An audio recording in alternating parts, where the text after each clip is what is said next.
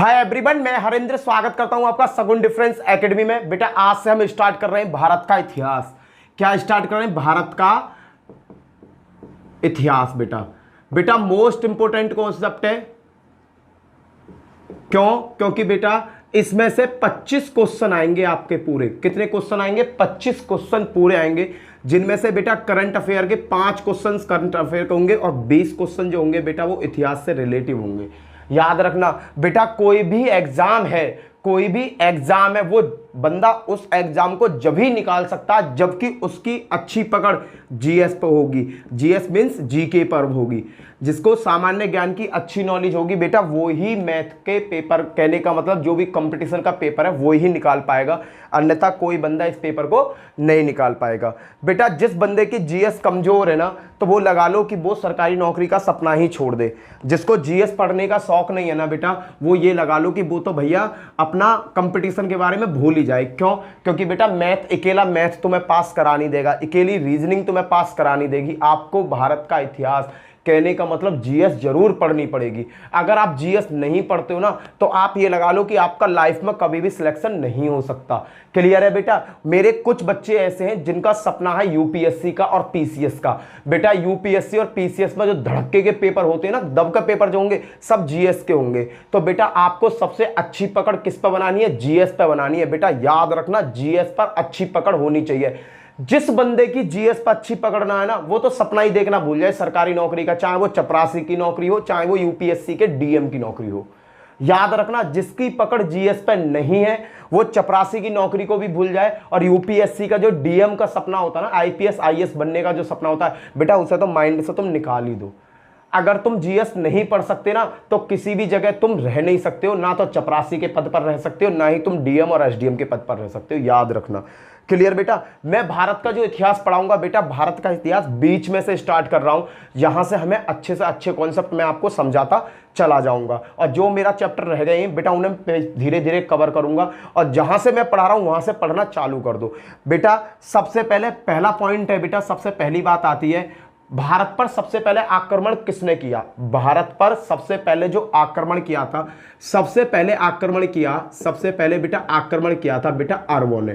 किसने किया था बेटा? अरबों ने। और किस राजा ने किया था बेटा? इस बात की बात अगर मैं बताता हूं, किस राजा ने किया था? मोहम्मद बिन कासिम।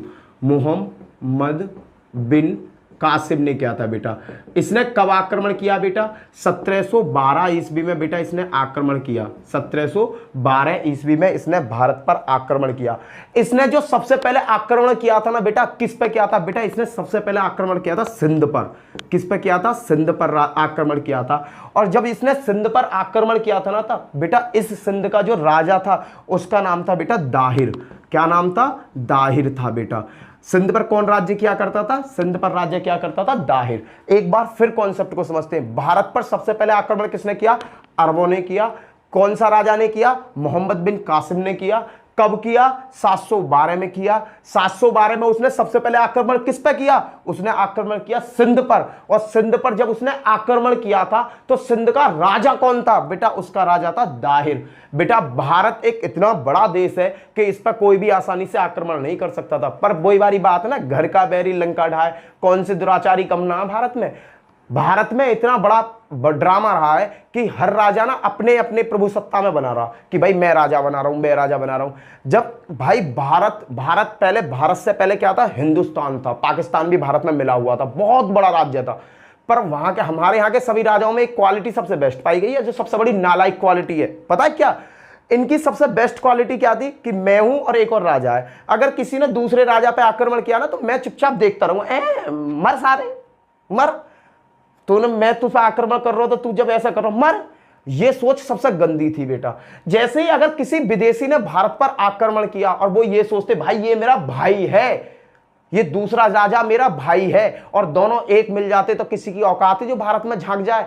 पर ना, भारत में सबसे पहली सब काफी लोगों ने आक्रमण करेंगे, देखना समझाऊंगा बेटा। बहुत लोगों ने आक्रमण किया भारत पर भारत पर उन्होंने सबने विजय क्यों पाली? क्योंकि यहाँ के जो राजा है ना, सब स्वार्थी थे, उन्हें अपने आप से मतलब था।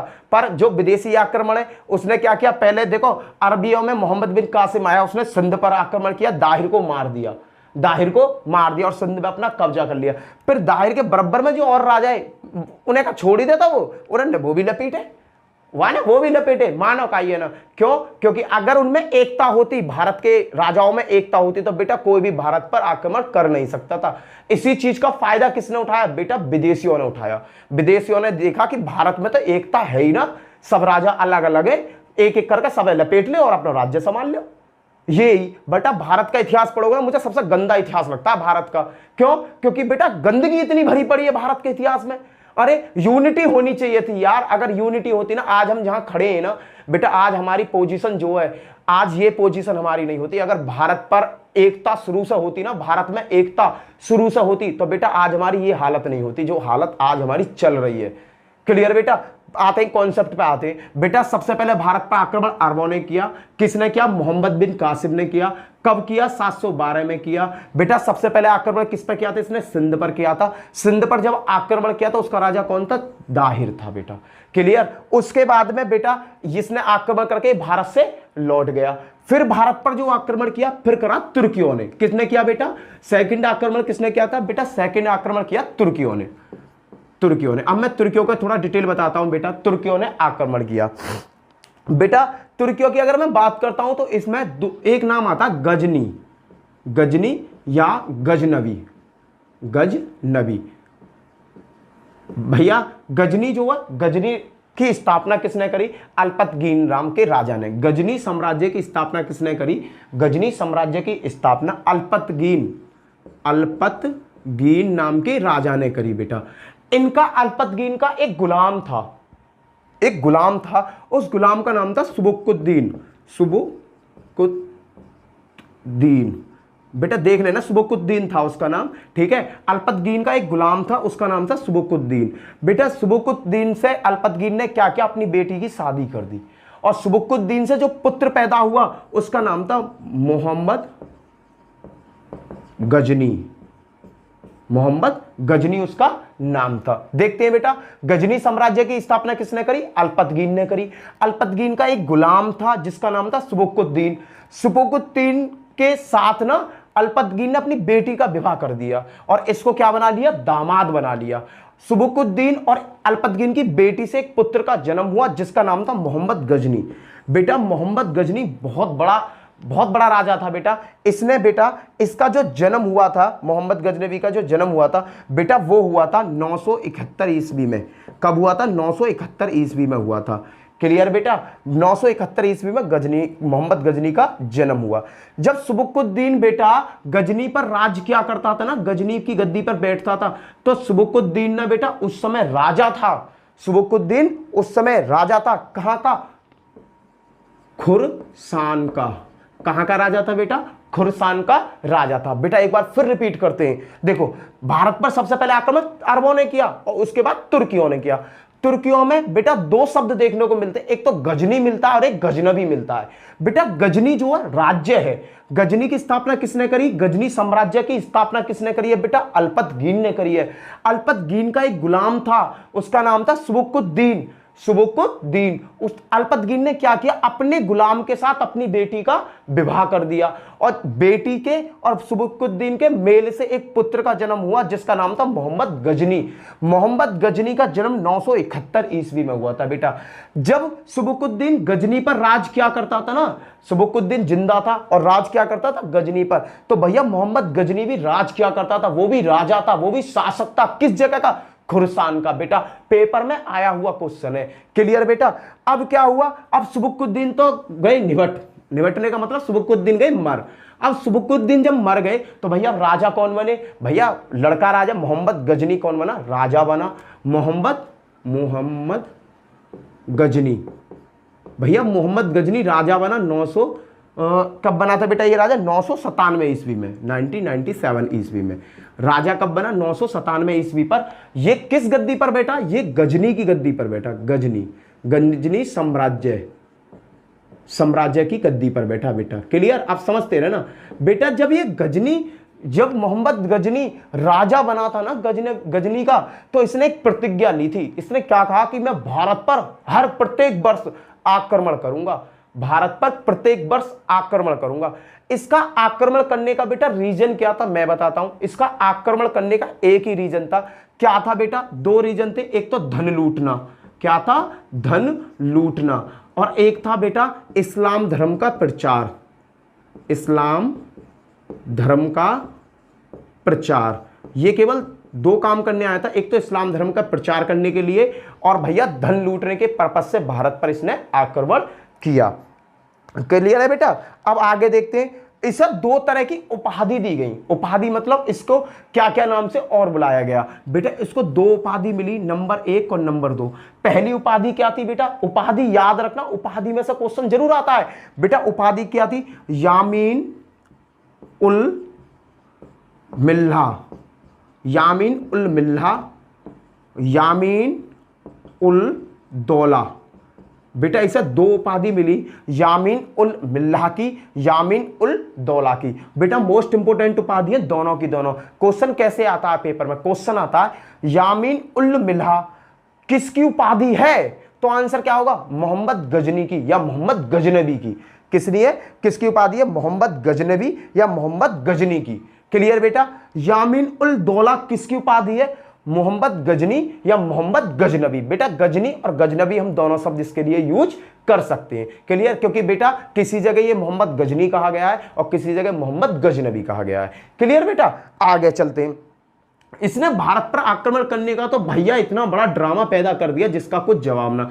भारत में पहले से ही एकता नहीं है, तो इसने भी उस एकता का फायदा उठाया और इसने भारत में घुस गया। ये तो सिर दे के घुस गया और भारत में इतने हाहाकार मचा दिया। इसने बेटा 1000 ईस्वी से 1000 ईस्वी से बेटा 1027 ईस्वी तक बेटा टोटल 17 बार आक्रमण किया। बेटा कितनी बार आक्रमण किया? बेटा टोटल 17 बार इसने आक्रमण किया भारत पर। 1000 ईस्वी से 1027 ईस्वी के बीच इसने टोटल 17 बार आक्रमण किया था बेटा भारत पर। इसने जो सबसे पहला आक्रमण किया था बेटा 1001 में किया। 1001 में सबसे पहला आक्रमण किया भारत पर। और यह आक्रमण किसके विरुद्ध किया गया था? बेटा यह आक्रमण किया था पेशावर राज्य के विरुद्ध किया गया था। और पेशावर का उस समय राजा कौन था बेटा? क्वेश्चन आ जाता है मोहम्मद गजनबी ने सबसे पहले भारत पर आक्रमण कब किया? तो आंसर क्या आएगा? 1001 में किया। कहां पर किया? पेशावर में किया। और पेशावर का राजा कौन था? पेशावर का राजा था बेटा जयपाल। कौन था बेटा? जयपाल राजा था। भैया इसने पेशावर पर आक्रमण किया और पेशावर को जीत लिया और जयपाल की क्या कर दी? मृत्यु कर दी। अगर उसी टाइम भारत के और राजा मिलकर जयपाल की सपोर्ट कर देते तो जयपाल मरता थोड़ी। ये मोहम्मद गजनबी है ना, डर के मारा वापस भाग जाता छोड़कर रास्ते को। पर क्या था कि भैया जब जयपाल से युद्ध हो रहा तो पड़ोसी राजा क्या देख रहे? पिटता रहे। भैया जयपाल मारे गए। पेशावर पर इसने 1001 पर अपना आक्रमण कर लिया। क्लियर बेटा? उसके बाद सबसे बड़ा जो आक्रमण है बेटा मोहम्मद गजनबी का या मोहम्मद गजनी का, सबसे बड़ा जो आक्रमण है ना बेटा वो हुआ 1025 ईस्वी में। कहां हुआ बेटा? 1025 ईस्वी में सबसे बड़ा आक्रमण हुआ। कहां पर हुआ था बेटा? सोमनाथ के मंदिर पर। कौन से पर? सोमनाथ के मंदिर पर। सोमनाथ का मंदिर कहां पर है बेटा? सोमनाथ का मंदिर है सौराष्ट्र में। कहां पर है बेटा? सौराष्ट्र में। याद रखना 1025 ईस्वी पर सोमनाथ के मंदिर पर आक्रमण किया। किसने? मोहम्मद गजनबी ने। और बेटा इसने इतिहास उठाकर देखो बेटा, इसने 50,000 से ज्यादा पंडितों को बेटा मरवा दिया। पंडितों को बेटा क्या किया? मरवा दिया। इसने 50,000 से ज्यादा पंडितों को मारा और 2,20 लाख से ज्यादा दिनार भारत से लूट कर ले गया। 20 लाख से ज्यादा दिनार, अपार मात्रा में धन लूट कर ले गया था बेटा। सोमनाथ के मंदिर पर आक्रमण कब किया? 1025 ईस्वी पर इसने सोमनाथ के मंदिर पर आक्रमण किया और बेटा 50,000 से पंडितों को इसने वहां पर मार दिया। और ये सोमनाथ का मंदिर कहां पर है बेटा? सौराष्ट्र में। और यहां से इसने 20 लाख से ज्यादा दिनारे भारत से लूट कर ले गया बेटा। सबसे ज्यादा दिनारें लूटी। जब सोमनाथ के मंदिर पर इसने आक्रमण किया था ना बेटा, तो उस समय वहां का राजा कौन था? वहां के राजा है भीमसेन। कौन से बेटा? भीमसेन वहां के, भीमदेव वहां के राजा थे और भैया भीमदेव को इसने बुरी तरह से मारा और मृत्यु करके सौराष्ट्र मंदिर को लूट के ले गया। इसने सबसे बड़ी गलती पता है क्या करी? सोमनाथ के मंदिर पर आक्रमण किया और सोमनाथ के मंदिर की जो प्रतिमा है, जो मूर्ति है बेटा, उस मूर्ति के टुकड़ों को टुकड़े टुकड़े टुकड़े करके बेटा उन टुकड़ों को ये ले गया अपने साथ, और अपने साथ ले जाकर पता उसने इस टुकड़ों को क्या किया? इसने अपने यहां गजनी में जो मस्जिद होती है ना, मस्जिदों की सीढ़ियों पर उस मूर्ति के टुकड़े लगवा दिए बेटा।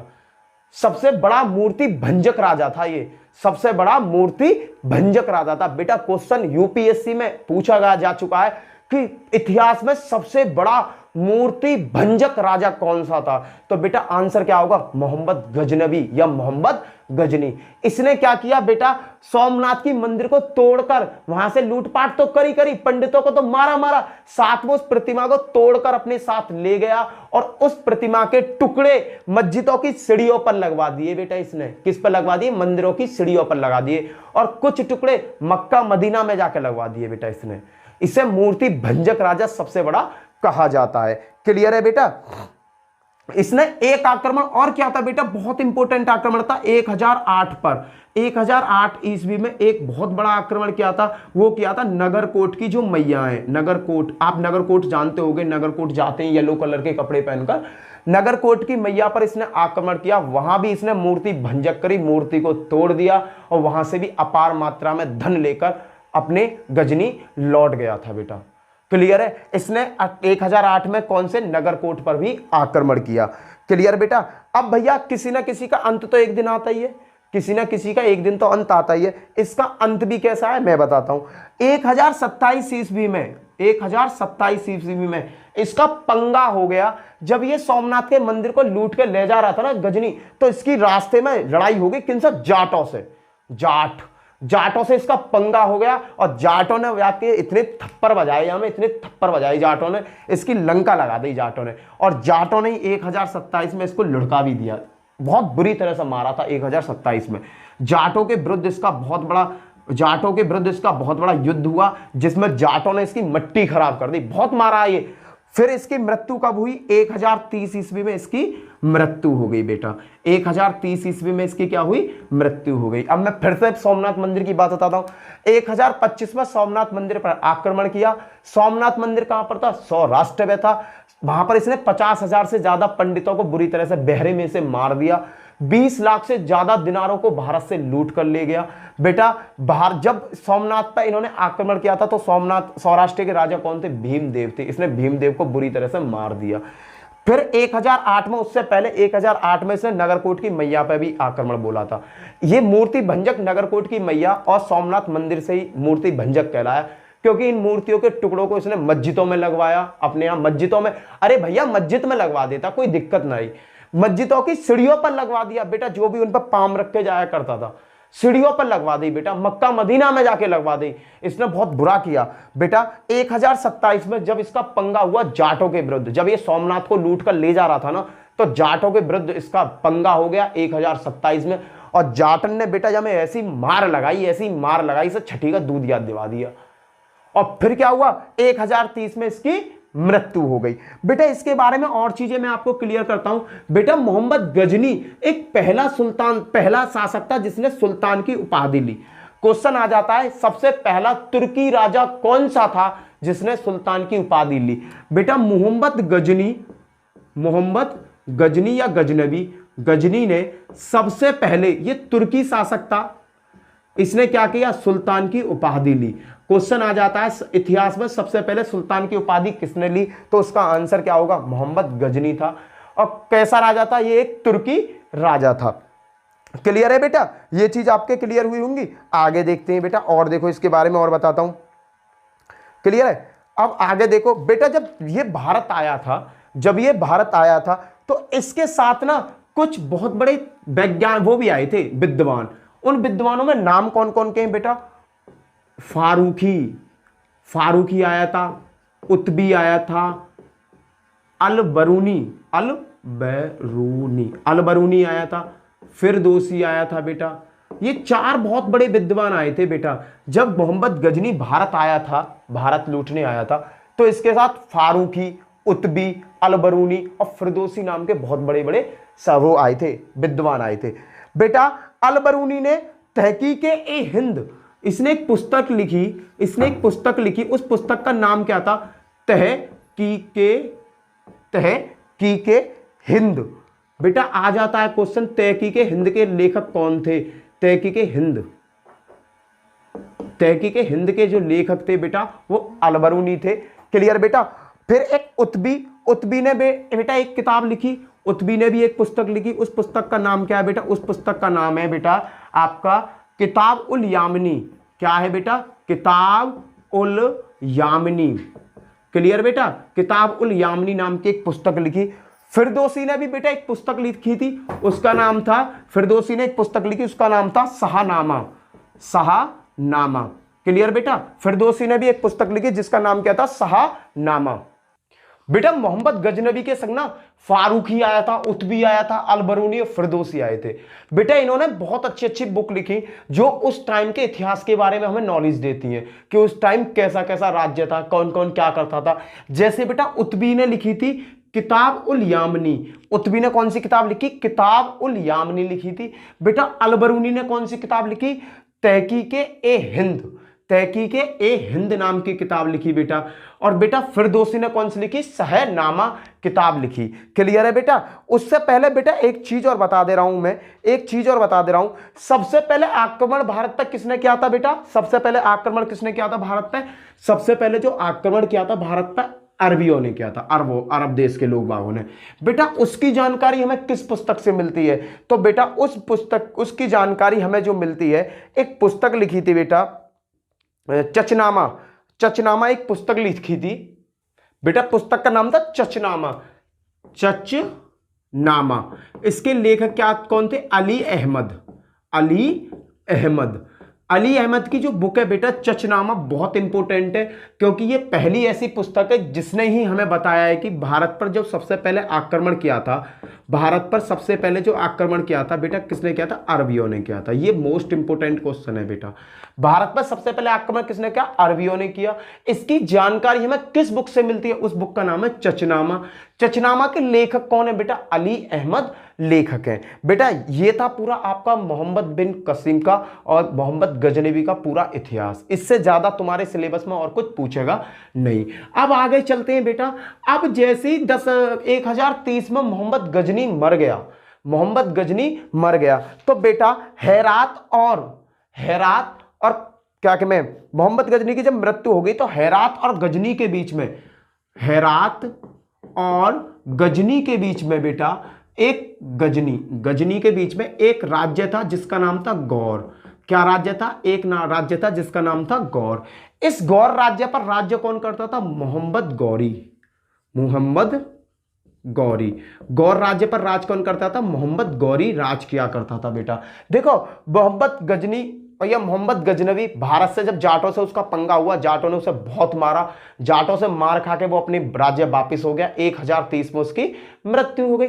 जब बेटा गजनी साम्राज्य भारत पर भी अपनी प्रभुसत्ता जमा चुका और गजनी पे भी अपनी प्रभुसत्ता जमा चुका था, उस टाइम हेरात और गजनी के बीच में एक इलाका था, पहाड़ी इलाका, जिसका नाम था गौर। गौर जो था बेटा, गौर पर जो राज्य किया करता था उसका नाम था मोहम्मद गौरी। बेटा अगर क्वेश्चन पूछा, मोहम्मद गौरी ने ही भारत में तुर्की साम्राज्य की स्थापना करी। तुर्की साम्राज्य की स्थापना करी। बेटा आ जाता है क्वेश्चन, किस राजा ने भारत में तुर्की साम्राज्य की स्थापना करी? तो हमेशा याद रखना मोहम्मद गौरी ने करी थी, मोहम्मद गजनवी ने नहीं की थी। मोहम्मद गजनवी का क्या कॉन्सेप्ट था? आता था, युद्ध करता, पैसा छीनता, लूटपाट करता और अपनी गजनी लौट जाया करता था। उसने भारत पर अपना स्थायी ठिकाना ना बनाया। पर जो हेरात और गजनी के बीच में जो पहाड़ी इलाका था जहां गौर था, वहां पर एक राजा था जिसका नाम था मोहम्मद गौरी। मोहम्मद गौरी ने ही, वो क्या था, एक तुर्की राजा था, उसने ही भारत में तुर्की साम्राज्य की स्थापना करी। तुर्की साम्राज्य की स्थापना करी। बेटा मोहम्मद गौरी से रिलेटिव 3 क्वेश्चन बहुत ज्यादा इंपॉर्टेंट है, इसने ना हाहाकार मचा दिया भारत में। मोहम्मद गजनवी तो जो था ही, पर यह भी कम ना था, इसने 3 बहुत बड़े युद्ध लड़े। पहला युद्ध 1191 में, बेटा पहला युद्ध लड़ा गया 1191 में, जिसको नाम दिया गया तराइन का प्रथम युद्ध। ये युद्ध बेटा हुआ किस किस के बीच था? ये बेटा मोहम्मद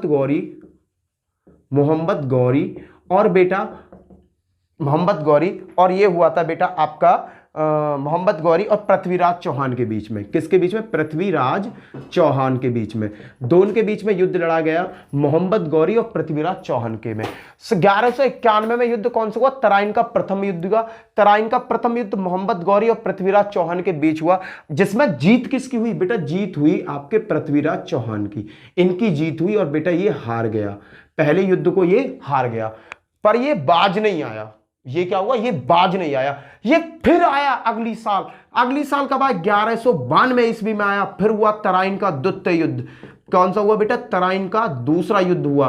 और तराइन का जो दूसरा युद्ध था बेटा, उसमें क्या हुआ? मोहम्मद गौरी, ये भी युद्ध बेटा इन दोनों के बीच ही लड़ा गया, कोई और राजा इसमें इन्वॉल्व नहीं था, केवल यही दोनों थे, पृथ्वीराज चौहान। अब क्या हुआ बेटा? हार, पहली बार में जब इसकी हार हुई तो ये समझ गया कि पृथ्वीराज चौहान कितनी बड़ी पावर है, तो उन्हें हराने के लिए मुझे कितनी बड़ी पावर की जरूरत है। इसकी पहली हार, मैंने तुमसे क्या कहा है बेटा? अगर तुम किसी काम को करते हो, तुम हारते हो, चलते हो, गिरते हो, चलते हो, गिरते हो, तो तुम्हें एक सीख हो जानी चाहिए कि बेटा मैं कहां गिर रहा हूं। आपने पहला एग्जाम दिया और पहले एग्जाम में लगा कि भाई मेरी जीएस में कमी हो गई, तो क्या करो? अगली बार जीएस को पुख्ता करो, फिर लड़ने जाओ। जब तक हार मत मानो, जब तक तुम जीत ना जाओ। और मोहम्मद गौरी का जो कॉन्सेप्ट था बेटा, बिल्कुल सेम यही था। मोहम्मद गौरी ने क्या किया? पहले उसने हार चखी, हार गया, पर हार रहा नहीं बेटा, वो उसने अनुभव ले लिया कि उसे पता चल गया कि पृथ्वीराज चौहान कितनी बड़ी पावर है। फिर वो उसी की तैयारी करके अगला युद्ध लड़ा बेटा उसने 1192 ईस्वी में। तराइन का दूसरा युद्ध लड़ा पृथ्वीराज चौहान और मोहम्मद गौरी के बीच में, और इस समय पृथ्वीराज चौहान की बेटा क्या हुई? हार हुई और पृथ्वीराज चौहान को मार दिया गया, और यहां पर मोहम्मद गौरी की क्या हो गई बेटा? जीत हो गई। तराइन का जो दूसरा युद्ध था सन 1992 में, मोहम्मद गौरी की जीत हुई और पृथ्वीराज चौहान की हार हुई। क्लियर बेटा? अब इसके बाद एक और बहुत महत्वपूर्ण युद्ध लड़ा गया था बेटा, उस युद्ध के बारे में बताता हूं। उसका युद्ध का नाम था चंदावर का युद्ध। कौन सा युद्ध? चंदावर का युद्ध। बेटा चंदावर का युद्ध 1194 में लड़ा गया था। चंदावर का युद्ध कब लड़ा गया था? 1194 में लड़ा गया था। और किस किस के बीच लड़ा गया बेटा? मोहम्मद गौरी और बेटा जयचंद के बीच में लड़ा गया। किस किस के बीच में लड़ा गया? मोहम्मद गौरी और जयचंद के बीच में लड़ा गया, जिसमें बेटा किसकी जीत हुई? मोहम्मद गौरी की बेटा जीत हुई और जयचंद बुरी तरह से हार गए। और बेटा मोहम्मद गौरी की क्या हुई? भारत में जीत हुई। और इस तरीका से मोहम्मद गौरी ने भारत पर एक अपनी अच्छी पकड़ बना ली। उसने पृथ्वीराज चौहान उस टाइम के माने हुए राजा थे, पृथ्वीराज चौहान को इसने हरा दिया। जयचंद भी उस टाइम का माना हुआ राजा था और जयचंद को भी इसने युद्ध में हरा दिया। भैया मोहम्मद गौरी की कोई औलाद नहीं थी। इसका एक गुलाम था, उसका नाम था कुतुबुद्दीन ऐबक। क्या नाम था? गुलाम था, उसका नाम था कुतुबुद्दीन ऐबक। जब बेटा मोहम्मद गौरी भारत से वापस गया, कहां गया? गजनी गया। मोहम्मद गौरी जब भारत से वापस गजनी गया तो भाई भारत पर उसने बहुत सारे राज्य जीत रखे थे। उन सभी राज्यों को ये किसको सौंप गया? कुतुबुद्दीन ऐबक को। ये सारे राज्य अपने देकर चला गया और कुतुबुद्दीन ऐबक को यहां का राजा बना दिया। अब कुतुबुद्दीन ने क्या किया? इसके जितने भी राज्य थे जो इसने जीते थे, सब पे अपना कब्जा कर लिया। अब क्या होता है भैया? ये 1205 ईस्वी में मोहम्मद गौरी वापस फिर आया। 1205 ईस्वी में मोहम्मद गौरी फिर भारत आया और भारत आके इसने क्या किया? झेलम और चिनाब नदी के बीच में, झेलम और चिनाब दो नदियां बेटा उत्तर भारत में, झेलम और चिनाब नदी के बीच में बेटा एक जाति रहा करती थी, खोखरो जाति। कौन सी बेटा? खोखरो जाति, जनजाति। ये जनजाति रह गई बेटा। इसने क्या किया, 1205 ईस्वी में जब ये भारत लौटा तो झेलम और चिनाब नदी के बीच में एक जनजाति रहती थी, खोखरो जनजाति।